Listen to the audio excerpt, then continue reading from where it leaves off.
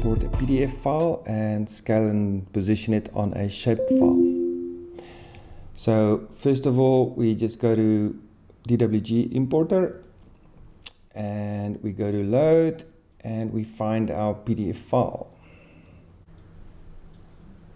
And just choose your PDF extension and open the file. And if your PDF contains vectorized data, Model Maker will use it. If it's just raster, it will just bring in the image as a raster image, which is not usable as much, but you can scale and rotate it if you need to. Okay, so it's good. I see some vectorization there, so that's good. The rest are probably polyfills or hash, and I look at the coordinates at the bottom. They're quite small, so that means the drawing is not to scale, and I have to position it somehow. So I'm just interested on the inside here, so I'll just go to CAD, ID, do ID, and I'll ID a area. And I'll say everything outside that area must be ID'd. And then I just go to man ID and delete. And what remains is what I want. Everything else is ignored. Okay, so that's what's left. And I'll now bring in a shape file because that's what I have available. So, but you can bring in any CAD reference and position and scale this around that. So I'm going to go to CAD, database and database shape, and just locate your shape file.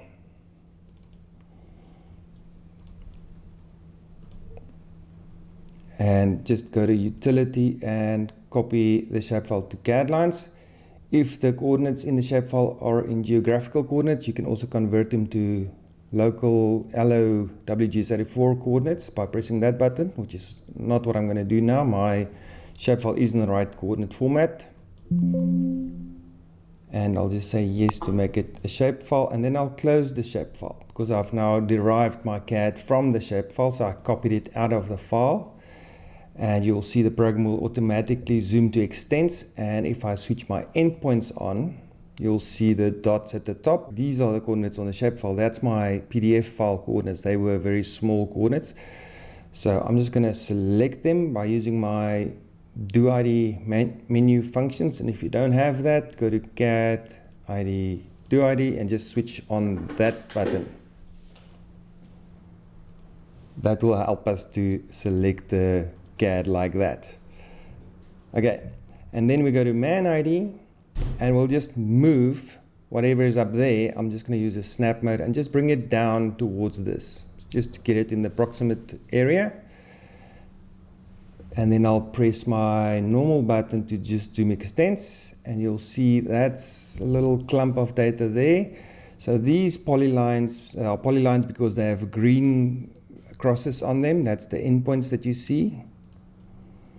So that clump of data and the pink data, and most guys, that would be a red color because that's the ID color, but that's what we had ID at the top. That comes from the PDF. The rest is part of the shapefile that are now converted into CAD. So we just need to scale and move this into position. So because it's still ID'd, we can just use this man ID match function. So the long route would be to say CAD, ID, manipulate ID, and then press the match button. Okay, now all we need to do is just to match common points. So the first point is the line endpoint on that CAD line. And then I'll just zoom out a bit. That should go onto that line endpoint. And then I'm going to just find another corner. I think that's a nice one to select. Let's use that one. And that needs to go onto the CAD derived from the shapefile, which is that corner there. Let's just zoom in because there are a lot of little endpoints just to make sure. And then use move, otherwise it's going to create a duplicate. So we're going to say move it, which will then scale, rotate, and move it. And then it asks me if there are any points, should it move together, but we don't have any points, so yes or no doesn't matter. And there you can immediately see the ID'd elements are slap bam onto my shapefile CAD. So now the scale is matching up. and then you can use whatever data in here to place points, to measure distances, or whatever you need to do.